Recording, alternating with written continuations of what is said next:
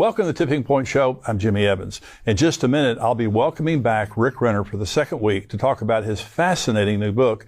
In the subscriber-only portion of the program, Bill Koenig will be joining me to talk about an effort right now to remove 500,000 Israelis from the West Bank and an effort by the United Nations to impose a two-state solution. You're going to want to hear that. Right now, I would like to remind you that in just about 10 days, we're going to have our third annual Prophecy Conference on Friday night, September 20th, and all day Saturday the 21st. We're going to have worship, powerful end times teaching, and a special time of corporate prayer on Friday night. I want you to be a part of that, so go to conference.endtimes.com to get your tickets to attend or purchase your live stream pass. And remember, if you're a paid subscriber to endtimes.com, you get a 50% discount. And now I'm delighted to welcome back to the show my good friend Rick Renner. He's the author of many best-selling books that have sold millions of copies in many languages all over the world. He's the overseer of the Good News Association of Churches and founder of the Good News Church in Moscow, Russia. He's joining me again today to talk about his new book, Fallen Angels, Giants, Monsters, and the World Before the Flood. Rick, thanks for joining me again today. I am thrilled to be with you. It's good to have you back with me. Now, last week we just got into the introduction last week, and if somebody didn't see this, I hope that they'll go back and watch last week, because it's absolutely fascinating. But we kind of laid the foundation. Fallen angels, giants, monsters, and the world before the flood. So much of the Bible is based on this. It is. This is not, we're not going back in history and talking about a bunch of stuff that happened. We're talking about something that happened that's happening today. It affects every day. And it affects actually the second coming of Jesus. It does. Yeah. So you talk about in your book, what does the Bible tell us about Noah's Ark? You talk about the Epic of Gilgamesh. Talk about that. Well, first of all, the biblical account of Noah's Ark is, it's so vivid and so very clear. But when you really begin to study, I document all of it in this book, of the flood stories from around the world, there are 270 flood stories from around the world. From cultures that never contacted each other, but they all tell the same story. And if you compare them side by side, of the 270 flood stories, 80% of them basically tell the same story. Wow. That is amazing. It's totally amazing. And one of the most ancient records is called the Epic of Gilgamesh. Gilgamesh was a king, and for a long time it was believed that Gilgamesh was just a legendary figure, but now they know because they have found inscriptions of the kings from Mesopotamia, and Gilgamesh is listed as really one of those kings. And Gilgamesh was a king who went in search of the man who built the ark. And it records the entire story, even describes where he lived. And it's very interesting, Jimmy, that in the Epic of Gilgamesh, it says that after the flood, the builder of the ark, which in the Epic of Gilgamesh has a different name, but the builder of the ark settled below a saddleback mountain. Now, that is really interesting, because today when you go to where the ruins of the ark are, they're just below a saddleback mountain. Wow. It is exactly like what is described in the Epic of Gilgamesh. And the Bible says that Gilgamesh went there, interviewed him, talked to him about what occurred before the flood, what occurred during the flood, and all of that is recorded in this book. Now, the Epic of Gilgamesh is actually older than the Bible. Wow. But the biblical account is the correct account. The Epic of Gilgamesh has a lot of pagan stuff in it, but it has the bare bones of the story of Noah and the ark. And we talked last week about, you said a flood to cleanse the earth, ancient voices who confirmed the existence of Noah's Ark, and you just go through. The church fathers all talked about it. It was common knowledge. Tertullian, Jerome, Anaxagoras of Athens. It just goes on and on and on, the voices. Eusebius, Josephus, they all talked about the angels who rebelled against the authority of God, that they metamorphosed and took on a form where they could have sex with women, and the women then gave birth to giants. It is amazing how clearly they all described those events. Well, it's something that's historical, but what happened, the fallen angels came down. They did.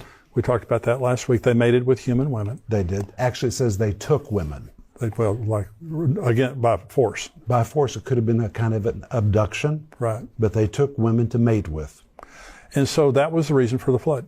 That was. It was to cleanse the earth. It was a cleanup operation. Right. And God gave 120 years, as we discussed in the last program, for people to repent. And I think that's amazing. You know, today sometimes amazing. people are in such a rush to judge, but God is never in a rush to judge. Right. And in fact, when you read 2 Peter chapter 3, it says that God is long-suffering, not willing that any should perish. That doesn't mean everybody's going to get saved, but God's long-suffering. He doesn't want anybody to perish. Yeah.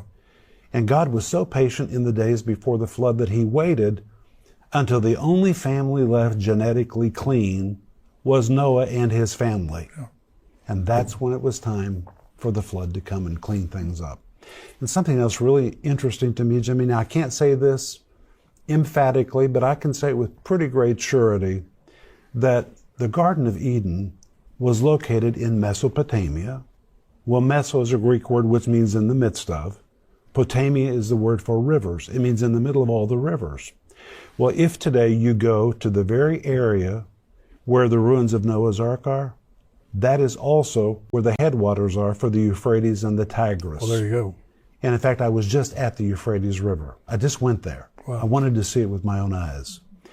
So when the ark came to rest, it seems that the ark came to rest nearly in the same area where the Garden of Eden was, Wow. where God first said, be fruitful, multiply, replenish the earth. So when the ark landed, as only God could do, he caused those currents to bring the ship to the same place to start all over again. It's a second chance. To say, let's go at this a second time and do better this time. Oh my God. And said the very same words. If you compare the words he said to Adam, the words he said to Noah, they're the same words. Be fruitful, multiply, replenish the earth.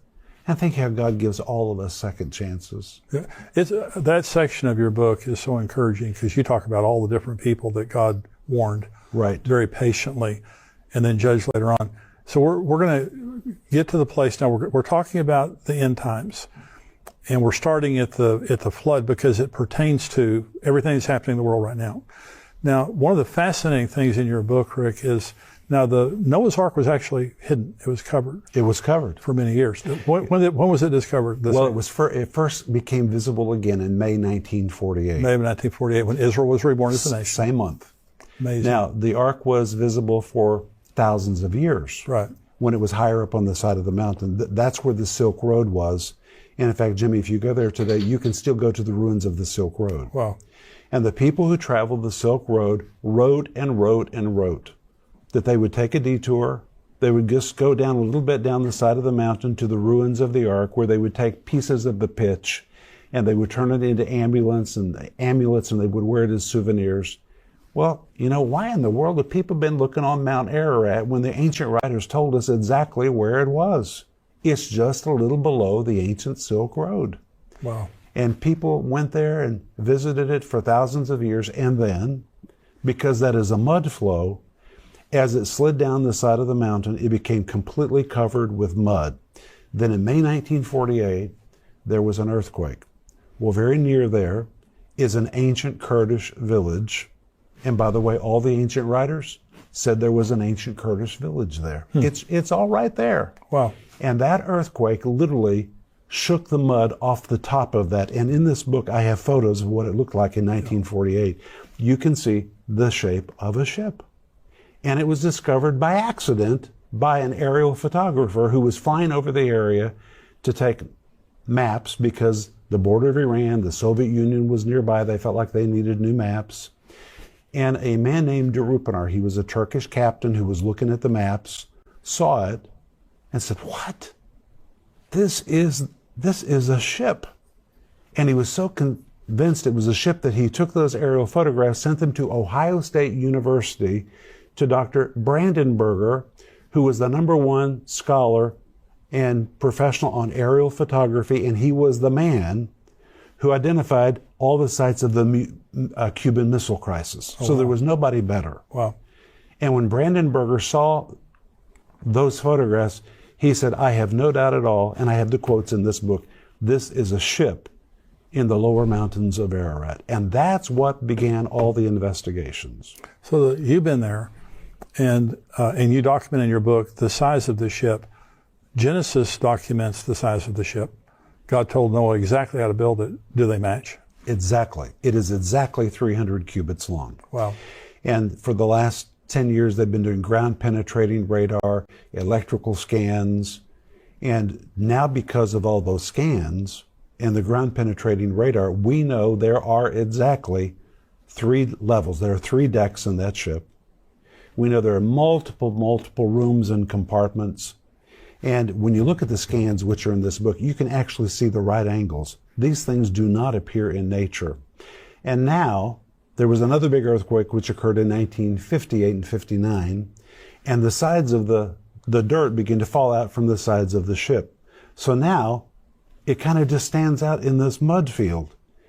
And what is amazing to me is if you look at this ground penetrating radar, there is the complete hull of the ship. You don't even have to imagine it. You can see it in the scans. And they've done tests. It's wooden. I mean, this is a wooden ship. Well, it would be petrified. Petrified. Yeah. Petrified. Now, the Bible says it was gopher wood.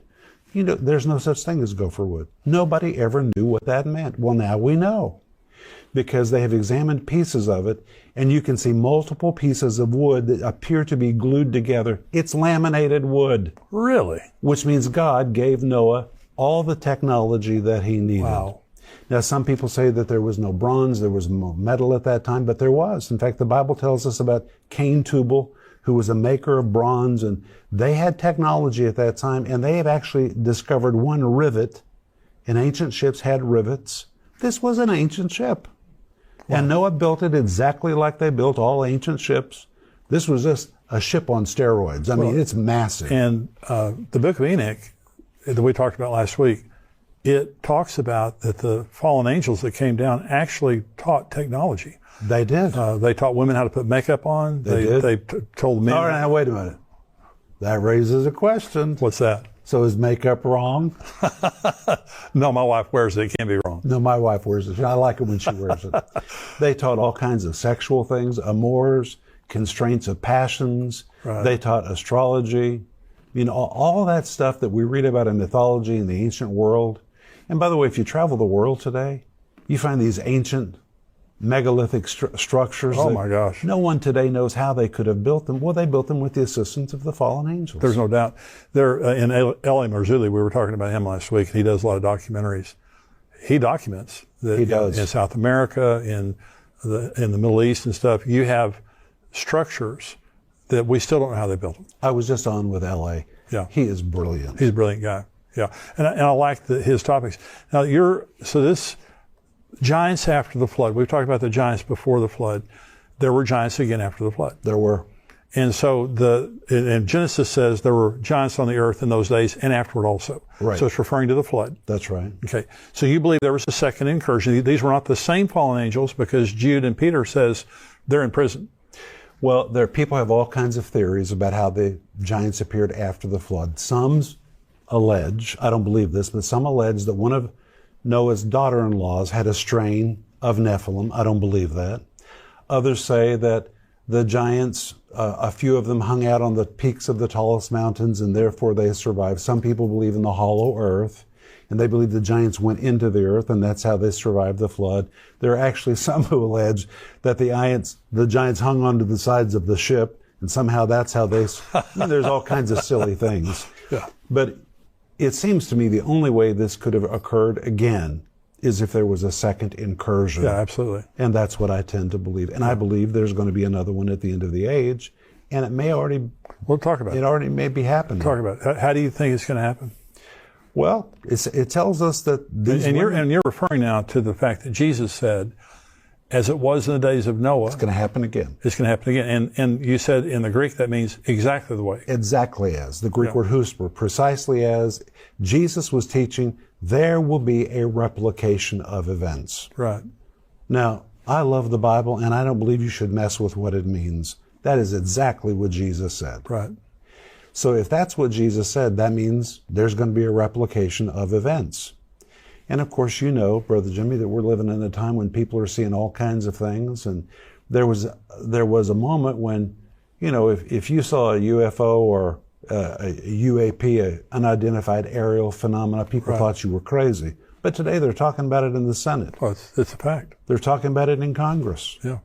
And these things are really appearing from the heavens. Well, the U.S. Navy jet is the one that took the very, very highly sophisticated. Correct. They have those cameras and tracking one that was going, unbelievable speeds, turning at right angles and stuff.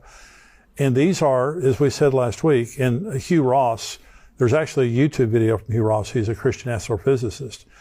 And he says they're not extraterrestrial.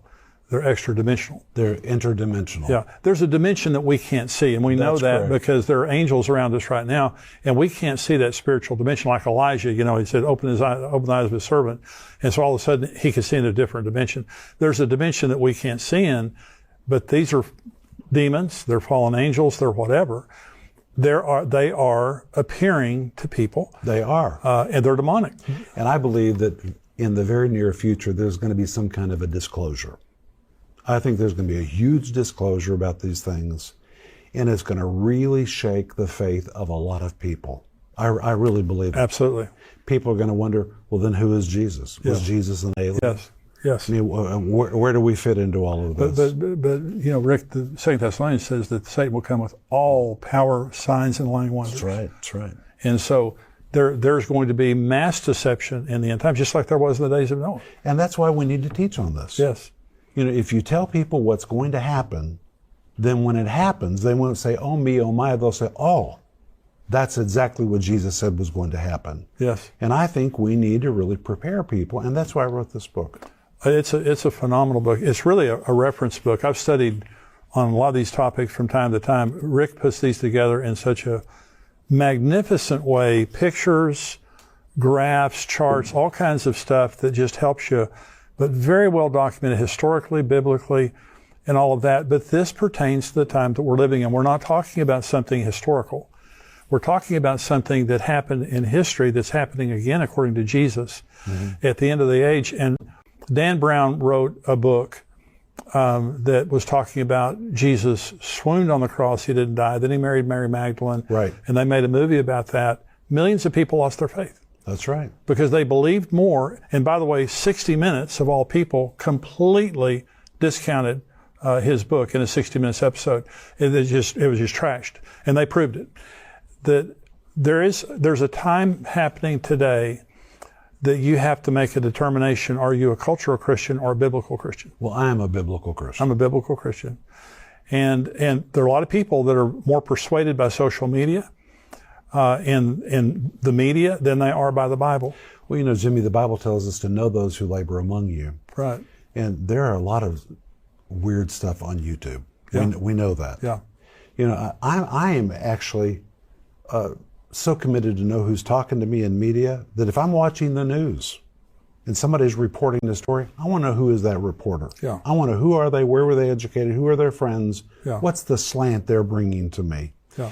And the same day, and this time when there's so many faces on social media, we need to know who's talking to us. What do they believe? Yeah. Who are they accountable to?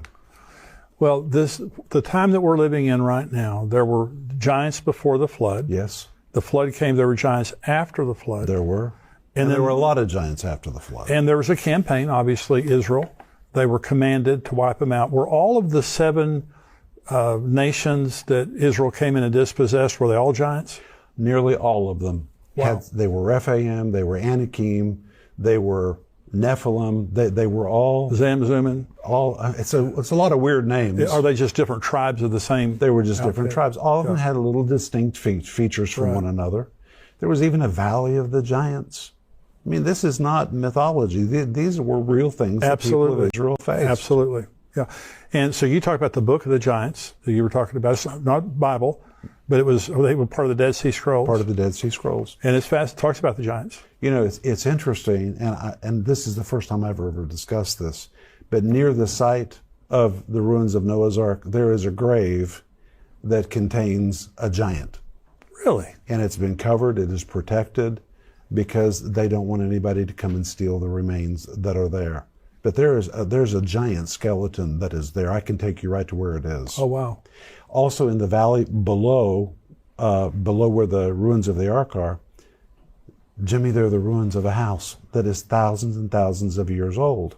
And on the top of those ruins was constructed a Byzantine church. And the Byzantines constructed this church there because they said those ruins were the ruins of Noah's house in the valley. Goodness. It is amazing. And it's close to where the ark is? It's about 18 miles. Oh my gosh. So when Noah and his boys and his family came off the ark, first of all, they sacrificed to God.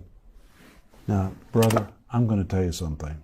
My favorite thing of the whole site is the sacrificial stone. It is there.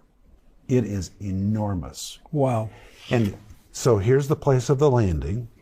You just go a few hundred meters, and there's a massive, massive stone, and cut right across the top of it is a blood channel. And you can see how the blood flowed right off the top of that ark. And the Kurdish village there, that has been there for thousands of years, identified that as the place where Noah offered his first sacrifice. Wow. And Brother Jimmy, I love to go there. I mean, I just get chill bumps when I go there, because you just know this is really where Noah offered his first sacrifice. This is where God smelled the savor of that sacrifice. This is where the rainbow first appeared, and you don't have to imagine very hard to see it. I mean, that's really where it happened. And then the earliest settlement was called Mesha. It's referred to in Genesis chapter 10, verse 30. Well, guess what? The lower part of that mountain to this day is called Mishar. It's a derivative of Mesha. That is the name of that mountain. Wow. And just below the Saddleback Mountain are the ruins, which probably date to the first settlement after the flood. And on the side of that mountain are petroglyphs of giraffes, elephants, things that have no basis in Turkey, but they were the animals that came off the ark. It's all right there. And then as the waters went down, well, you can imagine Noah and the animals, they all followed as they went downward as the animals went down. Finally, he settled in the valley, probably near where that Byzantine church was built. And that's where you read all the events that took place between him and Ham and all of that. It all happened. It is all right there. And it documents the Bible. It does. And you do such a great job. This book is just full of, it's a treasure. You know, what I do with some books is I just read, in my quiet time every morning, I just read a chapter. This is one of those books that you need to buy and read. It's a good reference book. It just relates to many issues that you read about in the Bible. It's fascinating reading, though. It's just fascinating. So the giants came, and the children of Israel were commanded to kill the giants. To kill them. And they did to a certain extent, but there are giant skeletons all over the world. There are. So it's believed that some of them left the area. They, migrated to other areas of the world. Catalina Island, I believe it was early 19th century, had a massive giant skeleton uncovered, and the government came and picked it up. And they don't let you keep. If you find a giant skeleton, they don't let you keep it. And so there's reports of this all over the place. But I saw a documentary that we were talking about last week on the History Channel. And Captain Kirk, William Shatner, was the narrator of this. And they were talking about in Arizona, I believe this is in the 18th century, there was a tribe of red-headed giants. That's right. There were. And they were cannibals. And the Indians were terrified of them. But the Indians just decided it's either them or us. They're going to eat us or we're going to kill them. And the Indians ultimately trapped them in a cave. And burned them. And the cave is still there with all the burnings. The point is, this is reality. And if you look at the earliest maps from world explorers, it's very interesting, because on those early maps, they draw pictures of what kinds of peoples lived in all these different areas. And in South America, there were giants. Wow. They're pictured right on the ancient maps, that there were giants in this area, there were giants in that area. So this was not an affair which was located only to Israel after the flood. Well, and so you're talking about the flood, worldwide accounts of that, worldwide accounts of so many of the things we're talking about. The men of renown, the giants came down and were men of renown. Well, this goes back to all of the ancient legends, mythology and stuff. That all of this is their worldwide accounts. Even though they're different cultures, they basically have the same history. And so they're all talking about it. So again, at the end times, Jesus said, as in the days of Noah, it'll be in the times of the coming of the Son of Man. So we never set dates. I know you never set dates, but how close are we to the days of Noah as it relates to? I think we're living in it. Mm-hmm. But Brother Jimmy, I have to tell you, this book is really different for me. And I was hesitant to write it because so many people who approach these subjects are a little nutty. Yeah. I mean, they get off on some really weird, bizarre stuff, and I didn't want to be associated with that. But I think that people know that I've got my head on straight. Yeah. And I felt like somebody needed to write a book that documented it from a real logical standpoint, and I believe that's what this book is. But I believe we're living in the repeat of those days. I do. And I think the rapture could happen at any moment. Yes. And as we covered in the last episode, that word harpazo, which is translated caught away, describes a rescue operation. You know, some people say, you people that believe in the rapture, you're just escapists. I sure am. You bet I am. I am an escapist. Yeah. Now, that doesn't mean we hide our head in the sand right now. We help people. We rescue the perishing. We care for the dying. We do everything we can. But the rescue operation, the Greek word harpazo, it means it's going to happen in a pretty bleak moment. Now, there are people who say, and I don't want to dash anybody's hopes, but they say, the world's going to have a great awakening. Things are going to get better. It is not. No. That flies in the face of Scripture. Yes, it does. Now, the church is going to have a visitation. I do believe that. We're going to rise and shine. But the world is being prepped for the Antichrist. Yes. It's got to become a lawless place in order for them to embrace a man of lawlessness. Yeah. And it's going to spin darker and darker and darker and darker out of control. We're here to help. But you know what? In 2 Thessalonians chapter 4, it talks about the great restrainer. Right. And it says a moment will come when the great restrainer will be removed from the midst of everything. And when you read it in the Greek, it literally means the great restrainer, whatever it is, it's everywhere and it's in everything. It's us. Right. And a moment's coming when we're all going to be removed from all the places where we are. And the Bible says in the Greek, and then at that exact synchronized moment, that wicked one will be revealed. Right. So we will really not know his identity. That's right. As long as we're here. It's a waste of time to try to, and there are so many good candidates. There are. And you know what? He may be in the wings waiting right now. You know, I believe that he is. I believe when you say that we're living in the world of the Antichrist, we never set dates, but we set seasons. We're living in the season. We're living in that season. That's right. And there's no, and the end formally began in 1948. It did. And we're 76 years into it. And Jesus said the generation that sees that will see all things fulfilled, but we don't know how to define a generation. And Jesus gave two big signs, Israel, That's right. and as it was in the days of Noah. That's and right. they both reappeared in May 1948. That's the connection. That's amazing. You know what L.A. Marzulli said to me? What? He said, yeah, and the Roswell event occurred in 47. Wow. He said all these alien interactions, the birth of Israel, the reappearance of the ark, it all started about the same time. I think that these are not coincidences. No, not at all. And that's what I love about your book and these kinds of issues is it's connecting the ancient truths of the Bible to the reality of what's happening right now. Mm-hmm. Because that's what Jesus said. It happened, then it's going to happen again. And that's what we see in real time. And it's documented. This is not, and you've done such a great job in your book. Well, thank you. And when you said, about you being respected, you're one of the most respected Bible teachers in the world. Well, thank you. Well, you Jeremy. are. You really are. And I'm honored to have you on the show. Fallen Angels, Giants, Monsters in the World Before the Flood. And the subtitle is How the Events of Noah's Ark and the Flood Are Relevant to the End of the Age. And so, Rick, they can get this on Amazon? Amazon, or they can go to Renner.org. Renner.org. And Renner.org has your books. It has all the information about your ministry. Yes, everything's there. You have a wonderful television program. And thank you. And you're on TV all over the world. And you have a Russian network. I have two Russian networks. Yeah. And so I sure do. So if a person's out there and they're Russian speaking, where do they go? They go to gnctv.org. gnctv.org. Mm-hmm. But for everyone else who wants to watch your TV show, can they watch it on YouTube? Can they watch it on Renner.org? Yeah, or Daystar. I mean, we're on so many different networks. But if they go to Renner.org, they can find all the places where they can see our program. And they can watch it right on our channel. Well, I want to encourage everybody to go on Rick's website to get this book. It's a phenomenal book.